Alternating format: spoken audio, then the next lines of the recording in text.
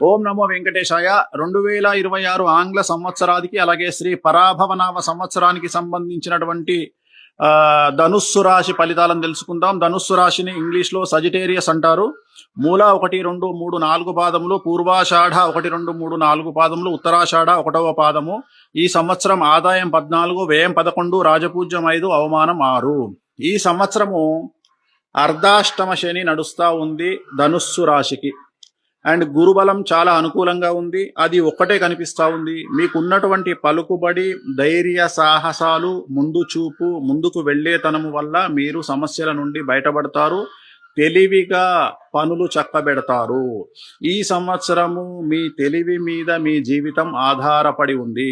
మీరు తీసుకునేటువంటి నిర్ణయాలు, మీరు తీసుకునేటువంటి పెట్టుబడులు, జనరల్గా అర్ధాష్టమ శనిలో డబ్బు ఎక్కువగా వస్తుంది. వివిధ రకాలుగా డబ్బు చేతికి అందుతుంది.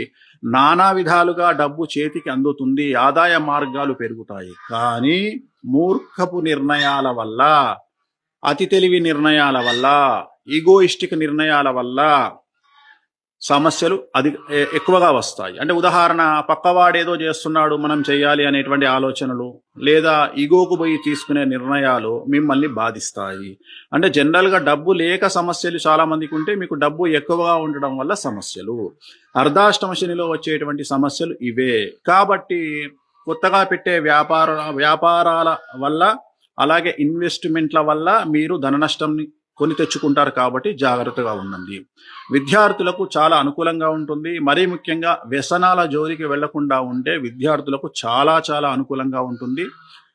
విదేశీ వీసాలు వస్తాయి, ఉద్యోగాలు వస్తాయి. నిరుద్యోగులకు ఉద్యోగ అవకాశాలు గోచరిస్తూ ఉన్నాయి. ప్రభుత్వ ఉద్యోగస్తులకు మాత్రం అన్ని అనుకూలంగా ఉన్నప్పటికీ సిఐడి, ఏసీబీ, సిబిఐ లాంటి కేసులు బాధించే అవకాశం ఉంది. బ్యూరోక్రాట్, పై లెవెల్ ఐఏఎస్, ఐపీఎస్ లాంటి వాళ్ళకి.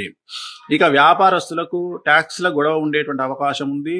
Sales, commercial tax, income tax మరియు ఈడీల వల్ల సమస్యలు ఉంటాయి.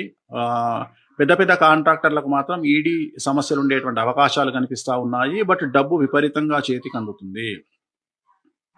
అలాగే స్త్రీలకు విశేషంగా అనుకూలంగా ఉండబోతా ఉంది.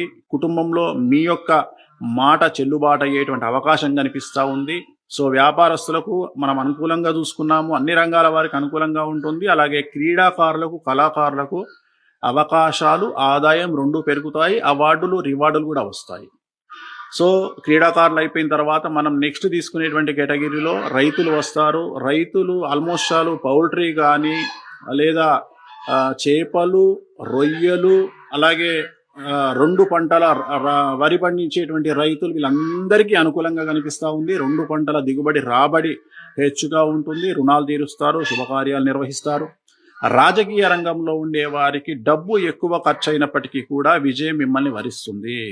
సో ప్రభుత్వ పదవి కానీ, లేదా పార్టీ పదవి కానీ మిమ్మల్ని వరించే అవకాశం ఉంది.